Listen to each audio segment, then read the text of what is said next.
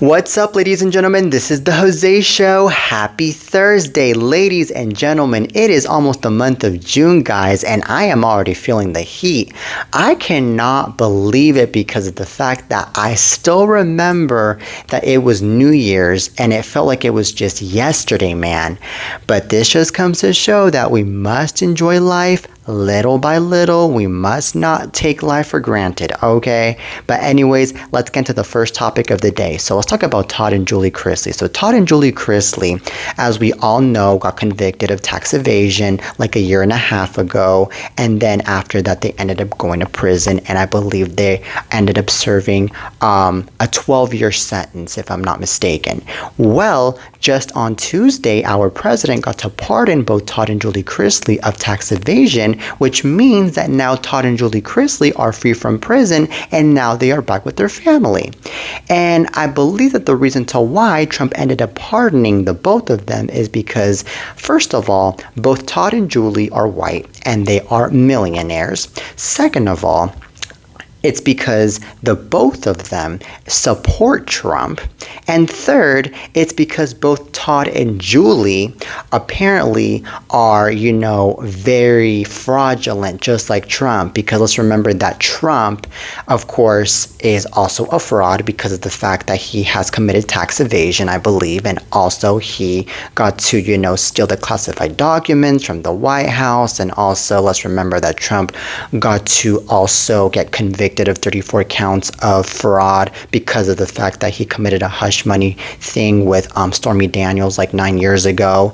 So basically all of that aligns with Trump, which is a reason to why Trump decided to, basically pardon Todd and Julie, which to me is very unfair because I believe that since Todd and Julie are fraudsters, they are going to continue to be fraudsters now that they are out of prison. And they are going to be like, well, if we commit fraud, then apparently Trump is going to pardon us even more and more. Okay, so it's going to be just fine. And to me, that's just so darn sick. Another thing that I'm noticing here too is that now that they are going to be back with their family, they are going to be, talking about prisons. They're going to be talking about how ugly it is to be in there. And they're going to be like, oh my God, but Trump is my savior. Trump is our king and so and so. And then, of course, Savannah Chrisley is going to be so darn happy to see her parents back, of course, because it's her parents. And I don't blame her at the end of the day that she is happy that her own parents are back with her and back with the rest of the family. It's just that it bothers me, like I said, that it's just these two fraudsters getting out of prison and they are living the Vida Loca now, and now they are very happy. We need to really lay down the law here in America, ladies and gentlemen, and really serve really good justice here. We cannot be letting justice go like this. We are supposed to be living in a country where we are putting people held accountable for committing fraud, for committing murder, for committing kidnaps, rape, you name it. Because I believe that's the way that not only our country is going to be serving justice, but also our country is going to be safer. And also our country is not going to be betrayed. It's not going to be stepped down on by any other evil, devious person out there. Okay, so this is just so darn ridiculous at the end of the day that this is all going on here. And, this is just coming to show that unfortunately, in America nowadays with this president, you really shouldn't be afraid, apparently, to be committing any crimes. It's just so darn ridiculous. But anyways, I really was shocked when I first found out about this. You have no darn idea. But what even shocked me even more, though, was when I found out that the Chrisleys support Trump. Because, they're reality stars, and I've noticed that a lot of reality stars and any other Hollywood star these days supports the left more than the right. But I think that this time, this is a whole entire different story. But anyways, I really don't want to get any further with this story because this story just makes me so darn mad in all levels. But I'm sure that if Biden were to still be in office, these two would still be in prison. That's for sure, because if there's one thing that Biden did not condone was crime, especially fraud. Okay, but anyways, on to the next topic. Now let's talk about P. Diddy's ex, Cassie Ventura. So Cassie Ventura just gave birth to her third child, who she shares with her current husband, Alex Fine, just less than 2 weeks after testifying against her ex, Diddy, over in a federal trial here in Los Angeles. Well, this is what I have to say about this. I am so happy that Cassie Ventura got to welcome a third bundle of joy, especially just less than 2 weeks after her own ex is over here rotting in prison and rotting in court, because it comes to show that life really goes in circles, and it really goes in circles in a very justifiable way. And when she got to show up in that courthouse in front of Diddy, she was basically showing it off that she was expecting her third child and that she was living her life and that she had nothing to be hiding about. And I am actually glad that she was showing it off, because it really rubbed it in P. Diddy's face that he really is missing out on how much of a good woman Cassie is, and also how much of a good life Cassie is living without P. Diddy. And it really makes me happy at the end of the day that Cassie ended up finding herself a really good man right after dealing with an abuser and a horrible person like P. Diddy, because she basically got to see the sun after dealing with the darkness. And she basically is now dealing with a lot of love, respect, a lot of beautiful things now that she is with this man, Alex Fine, who actually happens to be fine, by the way. And also way more fine than P. Diddy, because P. Diddy is so freaking ugly. And what I'm also noticing is that Cassie really is like, okay, well, you know what? This is all in the past. I don't really give a damn anymore, even though I'm testifying against P. Diddy, of course, because, you know, justice is justice at the end of the day. And of course, she wants to see this guy get held accountable at the end of the day for what he did to her 9 years ago. But yet again, she's like, you know what? The past is in the past. I don't really give a damn about that man anymore, because now I'm currently busy focused on better things like my family and of course my husband, for example.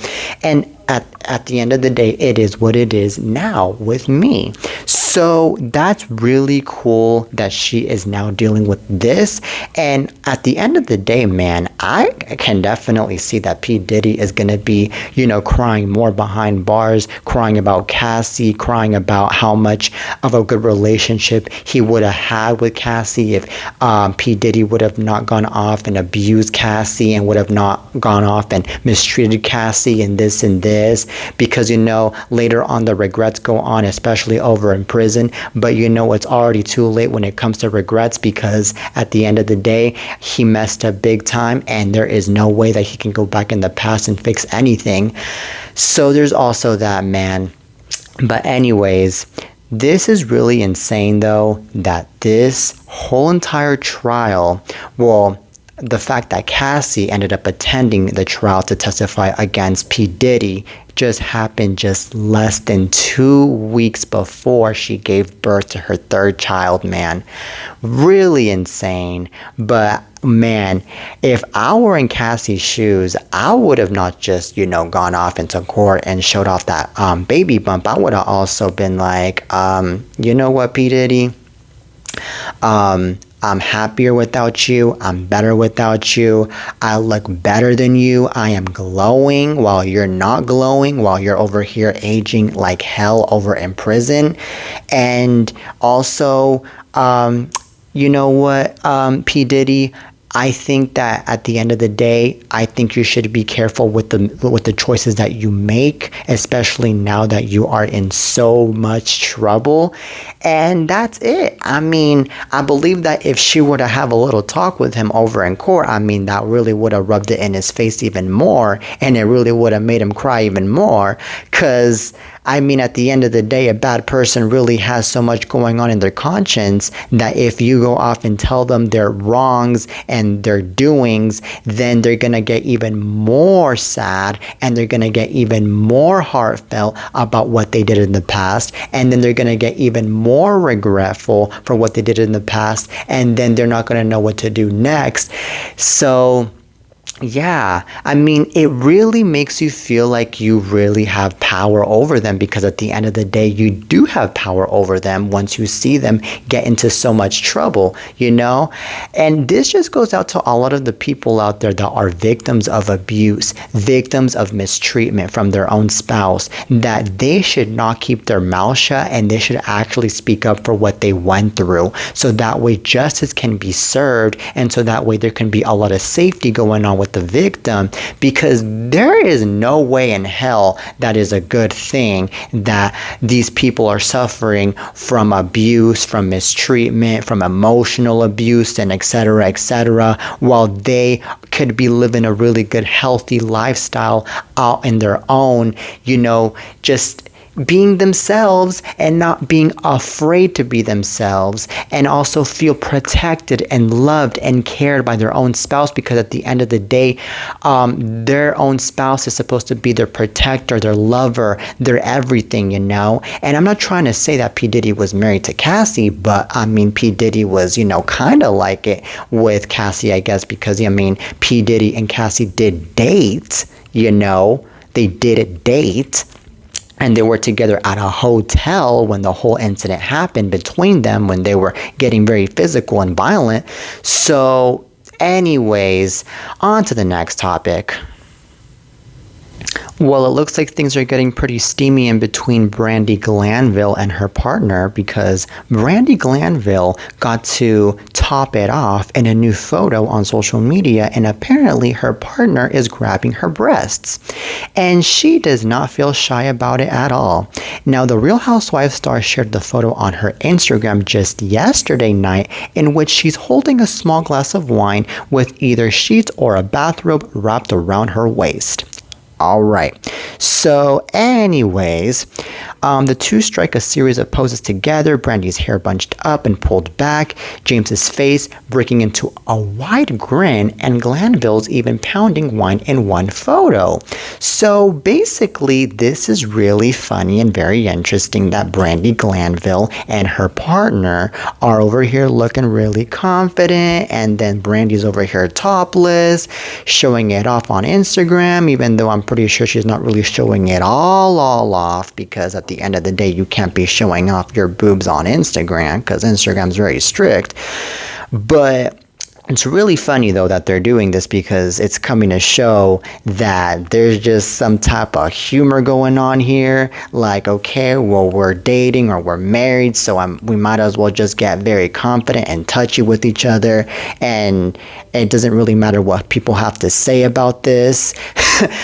I, in my opinion, would feel so darn shy if I were to be challenged to be doing something like this, especially if I'm dating someone, because I am very private when it comes to showing off anything from my body, okay? First and foremost. And also, I believe that there's just so many cool people out there that will laugh at you, that will go after you because of the way you look and so. And I think that's what's kind of going on here with Brandi Glanville. And the reason to why is because it's just so darn cruel out there on Instagram. Just how people love to body shame you, people love to go after you, people love to think that they are better than you because they see how your body looks like. But I think that Brandi Glanville really doesn't give a damn on what people have to say about her, even though she's showing it all off on Instagram. Because I mean, if she really actually gave a damn, she would have not posted that photo in the first place, and she would have been like, all right, it's whatever. I'm not going to be posting nothing, but nah. And what's even more interesting too is that her own spouse or her own boyfriend is over here grabbing her tits, and it's like, you know, he's like grabbing oranges or something in that photo, the way he's grabbing them, and I'm like, whoa. And it's very interesting, but I mean, hey, I think that's the way that he's basically covering up her breasts in a way, because at the end of the day, they knew that they were going to be posting it on Instagram. So, I mean, at least that's kind of valid in a way. But yet again, like I said, there's just some breasts going on, showing it off on Instagram. Last but not least, man, I think it's a little common now that this is going on, because I think I remember like a few months back, there was a photo around social media, and this is maybe true, maybe not true, where Benny Blanco was grabbing Selena Gomez's breasts, and I believe Selena Gomez and Benny were both topless in the photo, but Selena Gomez's breast did not show off in the photo. It was just, her upper breast that were showing off in the photo, and then Benny's hands, I believe, were over it. I don't remember well how the photo looked like, but I think that's how the photo was. I could be mistaken, don't go after me.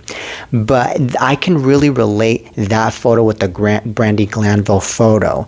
And it's funny. So, anyways, to those of you that want to go off like this on Instagram, go ahead, but it's just gonna be so darn weird for y'all. That's just a little suggestion for y'all.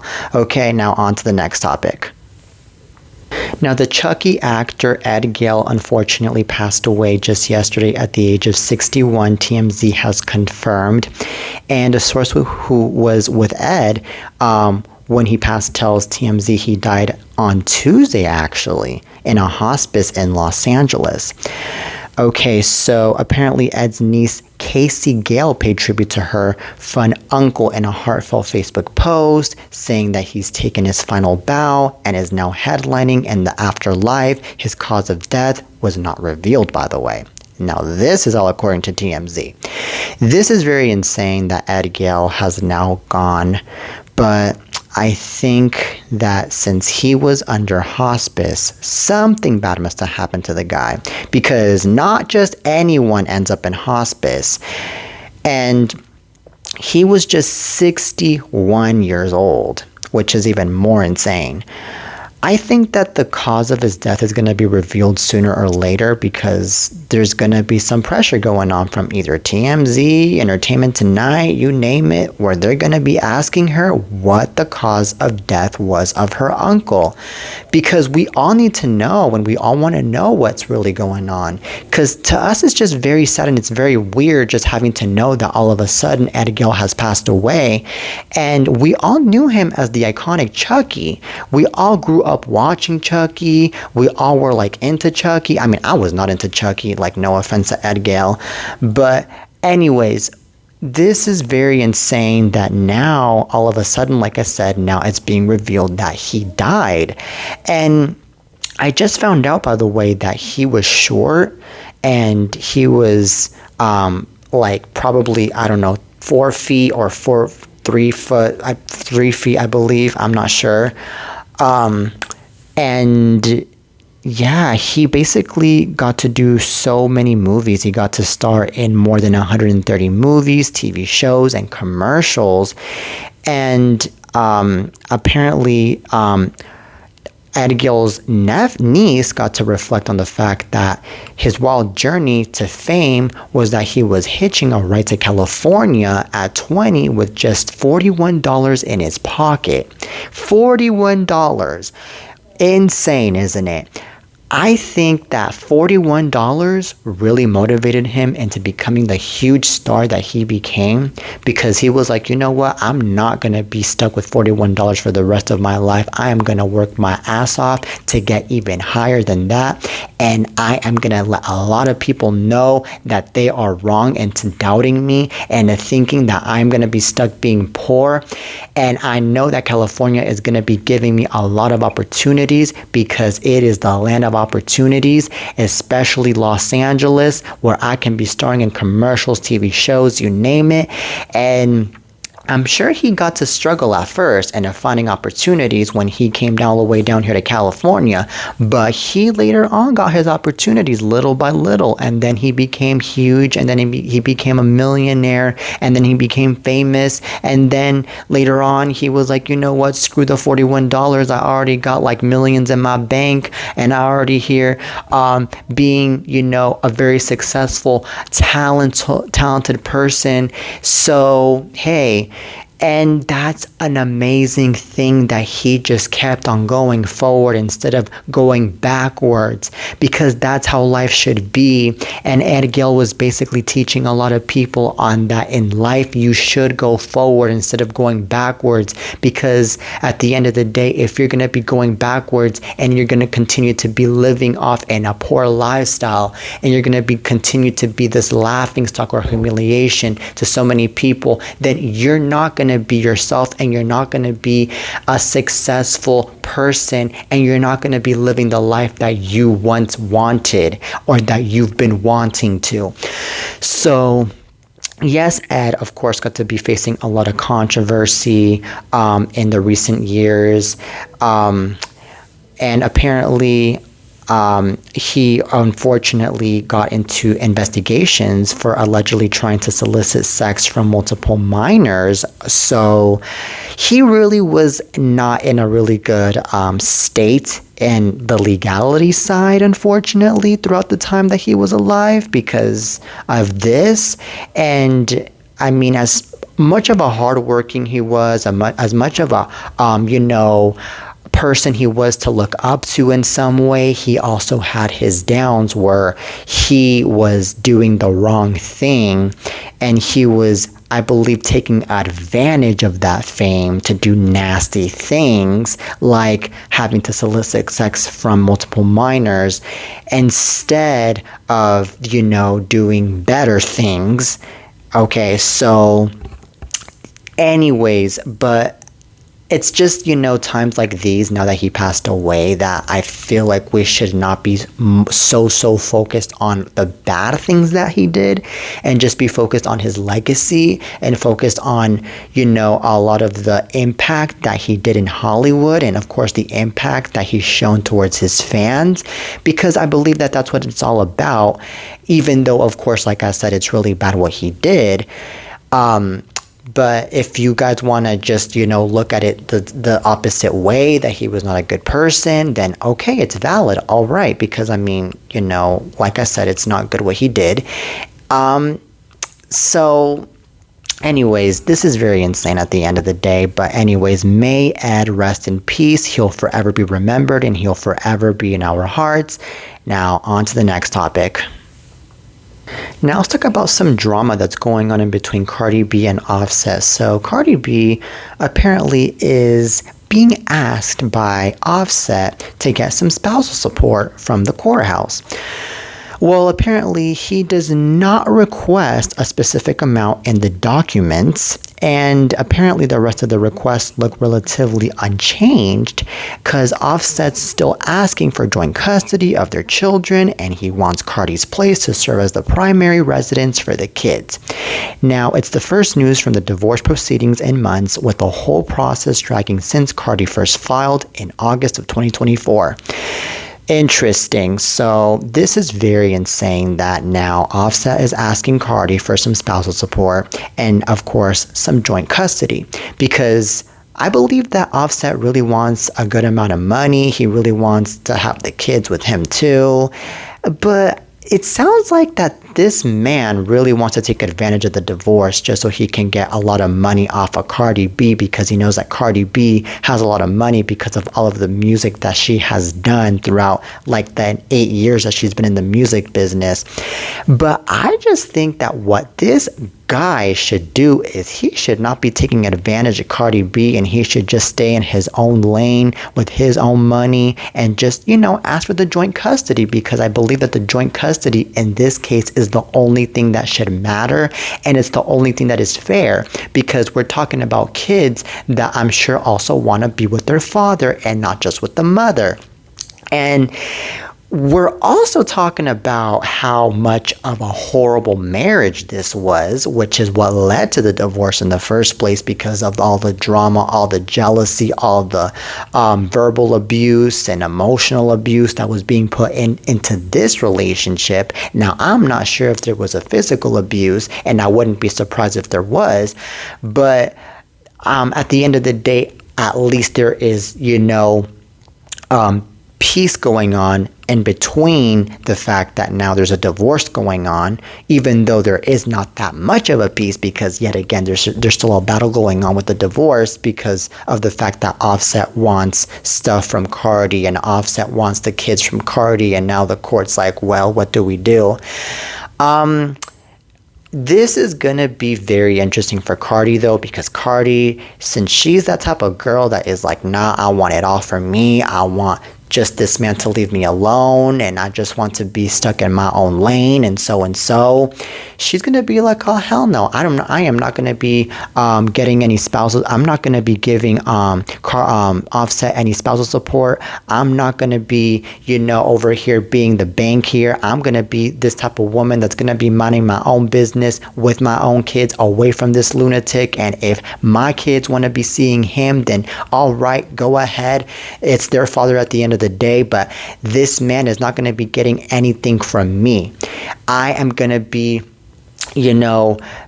using my money to take care of my kids. I'm going to be using my money to take care of my rent, to be taking care of my clothes, to be taking care of whatever it is that I need with my own life. And I understand that Cardi B is a millionaire at the end of the day. So, if she ends up giving out a good chunk of money to the man, it wouldn't be a lot to be losing for Cardi anyways. But yet again, having to be taking out money to me is not very fair because at the end of the day, it's money that she worked hard for and that she's been saving for herself and for her own kids and for her own future too.